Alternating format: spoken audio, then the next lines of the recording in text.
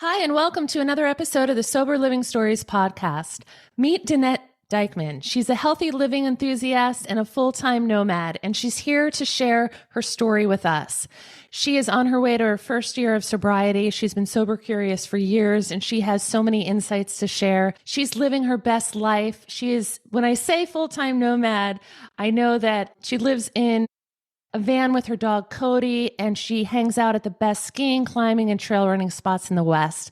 She's coming to us live from Canada, and she's going to just take us back. So welcome to the show. I'm so happy to have you on. So happy to be here. So Danette, you're a healthy living enthusiast and an optimization coach for health. So you've recently made a change, and you decided to change your relationship with alcohol. So can you take us back as far as you want to go and bring us to the present day and the why of that and how it's helped you in your life? Sure. So I would say I had a relationship with alcohol that was very acceptable in societal terms. It wasn't anything where I considered myself an alcoholic.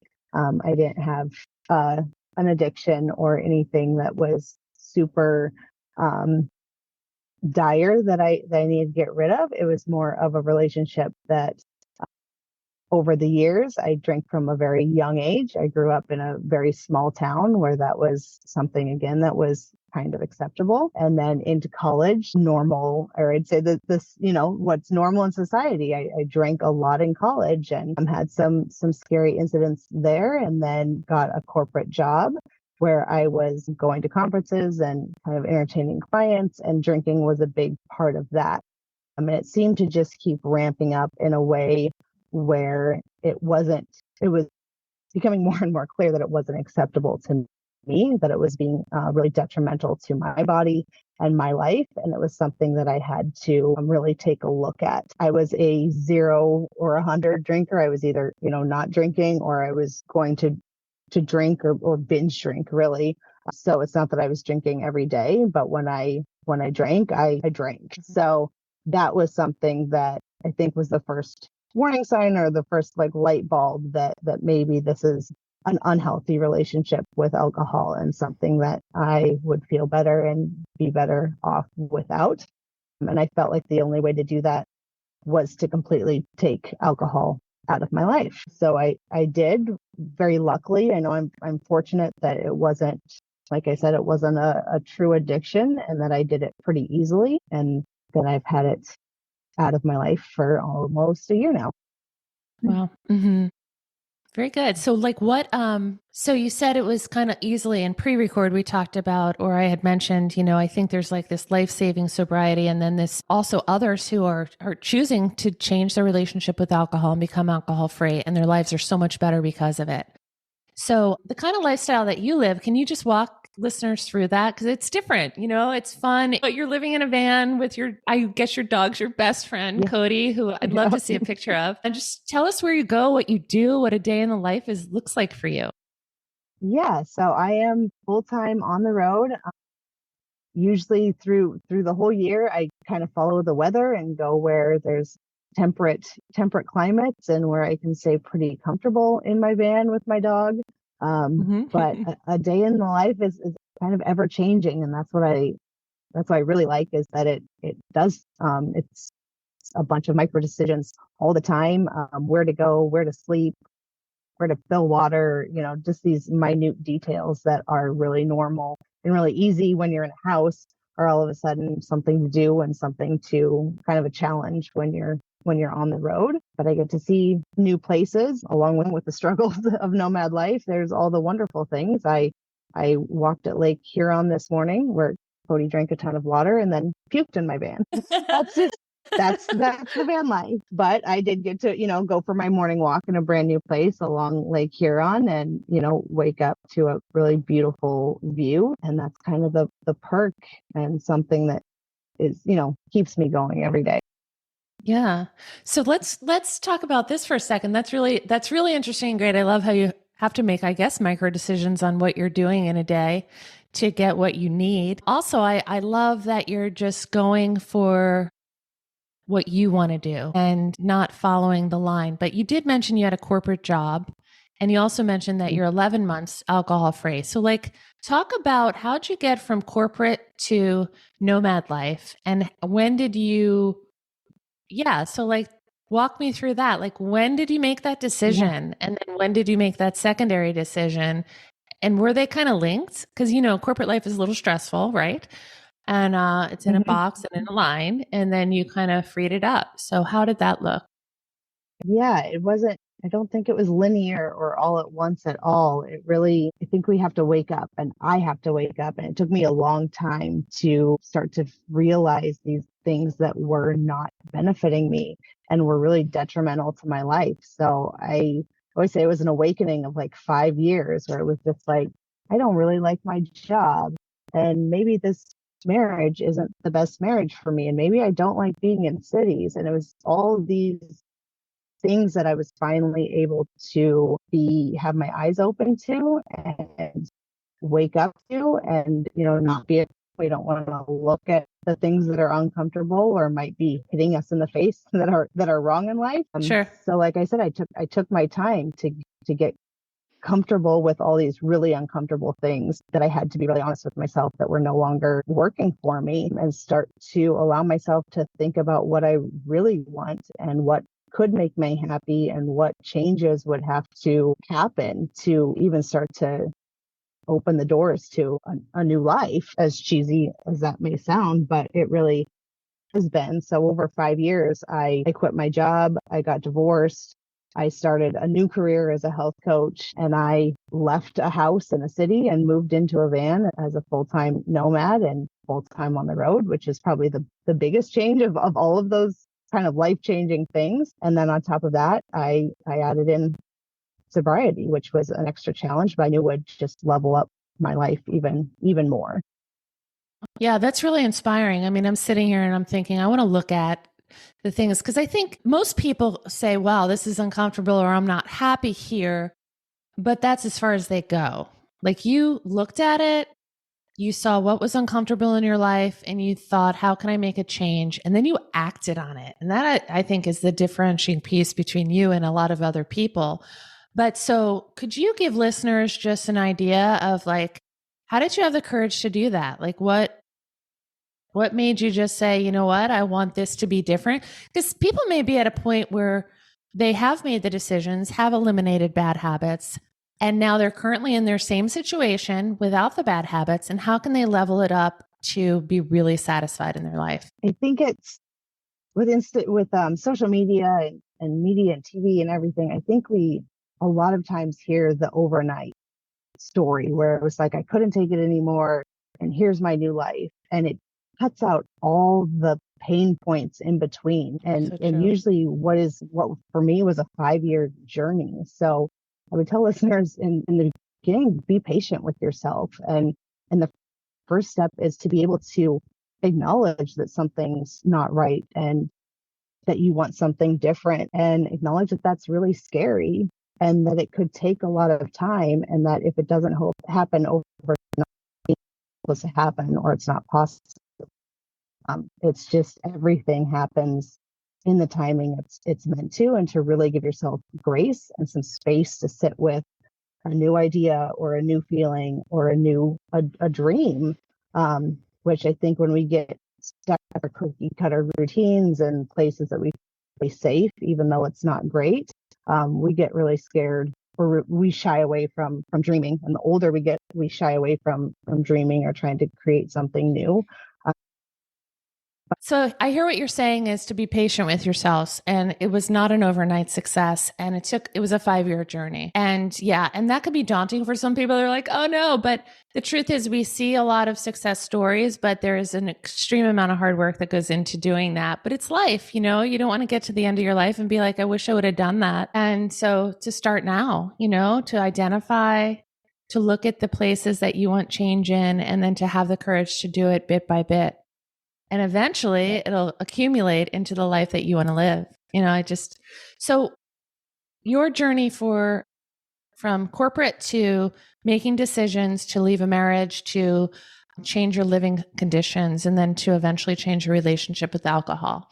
So can you talk a little bit about the piece where you decided to change your relationship with alcohol? Because that's a big part of listeners, but also a health journey. Yeah, it was a big piece of my health journey. And it was something that I desired. Like I said, another desire for years. I was sober curious and I wondered what it would be like to be able to cut out alcohol. In my marriage, it was a big part of what we had in common. We were big wine drinkers, and that was a big thing. So I always kind of said, well, I can't get rid of it for that reason because I didn't want to hinder my relationship. So there was a lot of ways I put it off for years, but it kept being a desire, like a true desire of, that I knew in my core was something I wanted to do and want to eliminate for myself. So when you made your decision to leave corporate, to leave your marriage, to make real life changes, and one of them was being change your relationship with alcohol, because ultimately it's for your health, because you're a health coach. So this is like hand in hand with your health evolution. So, can you kind of walk us through that? And especially the part with where you put down your relationship with alcohol. A lot of people are alcohol free and they do it all different ways. So how was yours? Like, how did you come to that? Yeah, so mine was kind of in cadence with my own health journey. I was starting to get healthier and work on a myriad of health issues that had taken me down this path of health coaching and learning about nutrition and how to improve my life through diet and nutrition and holistic methods. I always knew alcohol was unhealthy for me and it wasn't doing me any favors, but it was still serving a lot of other pieces of my life. It was a big part of my marriage. We were big wine drinkers. It was a big part of my career. We were always out and entertaining clients. So there were so many things for years that felt like it was making it really hard for me, which it is. It's in our society. It's so accepted. Alcohol is so widely accepted that I think it's very scary, and it is very, very hard to think about stepping away from it. So again, I just gave myself time. It was a decision over a number of years, but I just kept visiting this core feeling that it was something I really, really wanted to do for myself, was to get away from alcohol and try a completely sober life. So again, it was timing and a lot of things that came together at once. So I was on the road and I was able to keep alcohol away from my van. I'm oftentimes parked somewhere for a week and all I have with me is the groceries I brought. So it's really easy to keep things out of the house and not the house, the van. Your And house. not be in restaurants or, places where it's really tempting. And that was really beneficial to me, was just to have it away. And then to find a group of people that also were trying sobriety or trying the same thing. I think it's so important to have a community and support of other people that are like-minded and dealing with the same challenges and going for the same goals you are. So a lot of things came together at once and finally allowed for me to make this decision and make this jump into sobriety. Yeah, you made a good point with community. It's so much easier when you're surrounding yourself with people who are doing the same thing. So there's a lot of communities. There's 12-step, there's church communities, there's online communities. And what was your choice for community? For community was I found friends that were also toying with this idea or had made the jump. And I had a friend that did a full year of sobriety, and I had seen him and talked to him about what his journey was and where he was now and how, everything that he was experiencing on the other side of sobriety. And it was just truly an inspiration to me. And it was like that final thing that I needed to just take the jump. Sure. And those early steps of making changes and safeguarding your decisions by not going to restaurants, keeping it out of your home, those are really important. And not necessarily that they have to be true for the future, because as we gain momentum in our health decisions, we re-enter, because it's a drinking world, right? And so we can't take it out of the restaurant, but we can probably easily re-enter that whole world. And we have to, because, we want to be part of. And so, but in the beginning, I think safeguarding, like you had said, is so important until you get that habit in place that's just not part of it anymore. And you order different. So what do you order when you go into a restaurant? What do you buy now for your home slash van, which is your nomad life. What do you bring into your house now? Any replacements that have been great for you? A ton of replacements, and there's so many nowadays. It's just like years ago you couldn't be gluten free. It was really hard, and now we have all these replacements. And then in the last 5 years, it's become the same with alcohol. There is so many different things that you can have. There's even replacements for gin. There's like Right.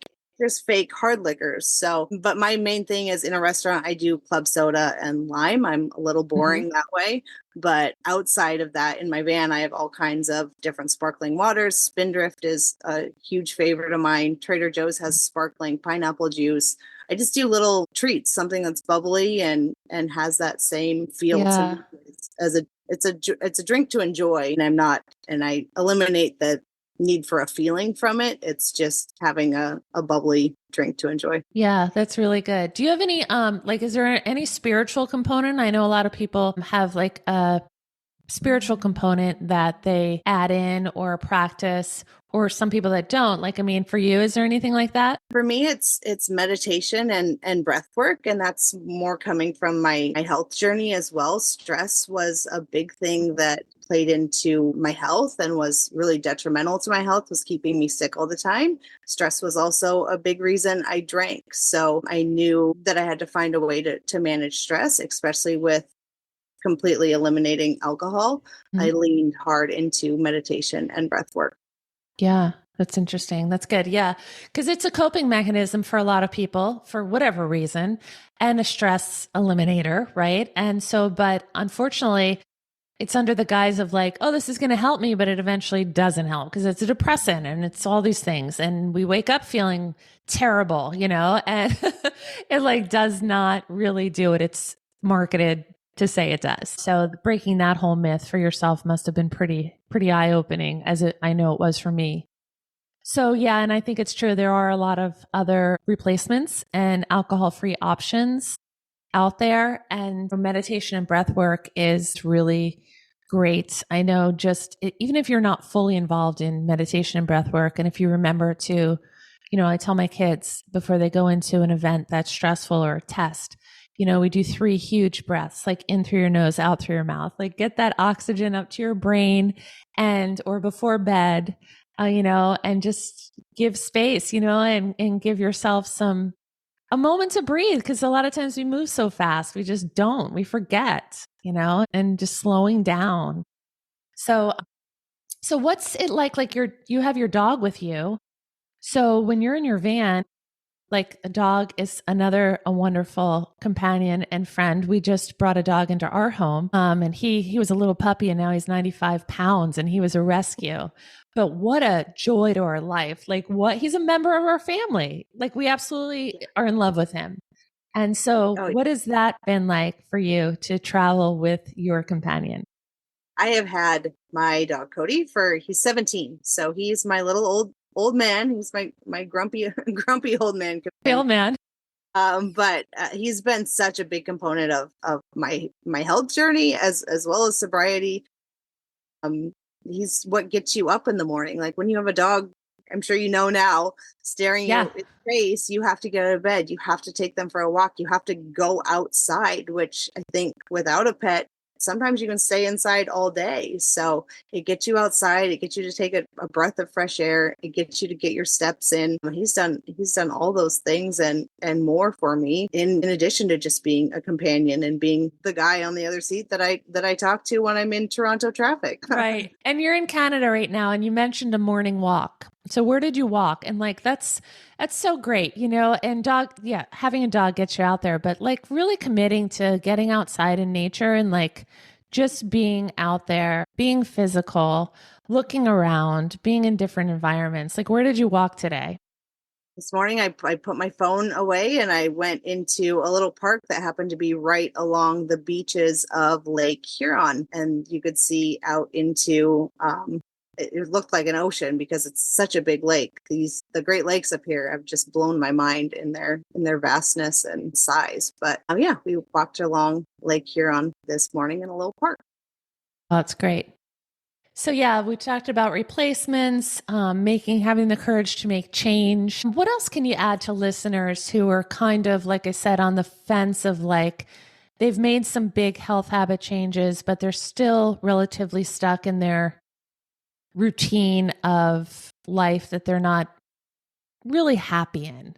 Like, you're living a pretty vastly satisfying, happy life by seeing new things every day, by being free of the constraints of like a normal routine of society. So what has that done for you to break free from that? Yeah, I think being able to be on the road and living my own truth and doing things my way has been so vital for my sobriety and my health. I think it's I'm sorry, I'm lost my train of thought. Oh, I'm so sorry. Can you summarize your question again? Yeah. So you had the courage to make some really big changes and you're living a life that's not following societal rules. You're traveling and you're seeing sights that a lot of people don't get to see. You're choosing to do it on the road. And so what would you say to people who are currently, they shedded the old habits, they've made some changes, but they're still not quite taking the jump, whether it's starting a business or changing out of a relationship, or even if it's a friend group, they want to make a shift in because it's not feeling right, or making a health change. Like, what would you say to them to make that push? Like, what have you found on the other side of that risk? I would say don't wait and find the smallest thing that you can do that feels like it's a step in the right direction. And it might be the first of a bunch of different decisions. It might not be the thing that gets you there right away, but it's a step in the right direction. And you want to just start layering those things. I think we all rely on motivation or hope for motivation or hope there's something that's going to be the thing that pushes us to do whatever's scary, whether it's changing your health or leaving a friend group or anything that we don't want to do. We rely on motivation and something that's going to just drop down and make us do it. And that really never comes. So I say there's another M word, and it's momentum. And you get momentum by taking the tiniest little step that doesn't feel scary, that isn't as hard as something that feels big or overwhelming. And then those little steps turn into momentum. And that's what gives you the quote unquote motivation to actually change. It happens. It's kind of tricking yourself almost into Sure. the life that you want to live. Sure. Yeah, I know that when I took my book off the shelf and I recommitted to writing it, I was online, as we all are all the time. And you had mentioned putting your phone down and going for a walk. And I started to look at what I was viewing, for the past month, and it wasn't really serving me becoming literate, in that field again. Right.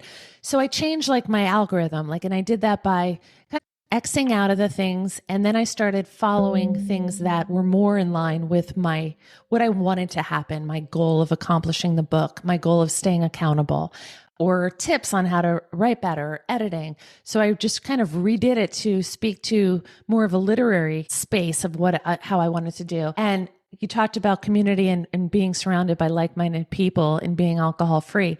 And so is there any good tips that you can give people as far as an online presence for helping you along your health journey? I think you made a really good point with that. Often see social media as kind of something to put away or get down or do less of. But I think you can really comb it and groom it and make it something that's really positive. So if you're looking to make a health change, but your social media feed doesn't really have anything healthy in it, or it's a bunch of junk food or recipes or something that has been fun, but it's not in line with what you want to do, it would be to comb that social media and change it to things so that everything you see every day is in line with your goal. And Yeah. you're inundating your mind with the things that are your goal instead of things that are not going to help you. Yeah, that's really good. Like, have it reflect who you're looking to be, and you'll probably get there a lot quicker. Yeah. I love the walk. I love getting up and going for a morning walk. I don't do that. However, I should be. So that was really, when you said that, I paid attention to that because I wanted it to be part of something that I do. So yeah, there's so many small steps that can be taken to really reflect how we want to be, and it'll just gain momentum because it feels good. Yeah, exactly. Very good. So you're a health coach, an optimization coach. Can you explain that to listeners? And like, what do you do and how do you help? And who do you help? I work with everybody, but I focus on millennials that are trying not to become their parents. And I say that with so much, so much love. We love our parents. Right now, I think we've seen a lot of the older generation go on to pills and into surgery and try to manage everything with a bit of a Band-Aid fix, and they're not ending up feeling their best. So I work with people that are trying to prevent that and looking for different ways to optimize their health and really live out all of their years in the best, healthiest way and really feel good through holistic things such as nutrition and diet and sleep and stress. Sleep is a big one, isn't it?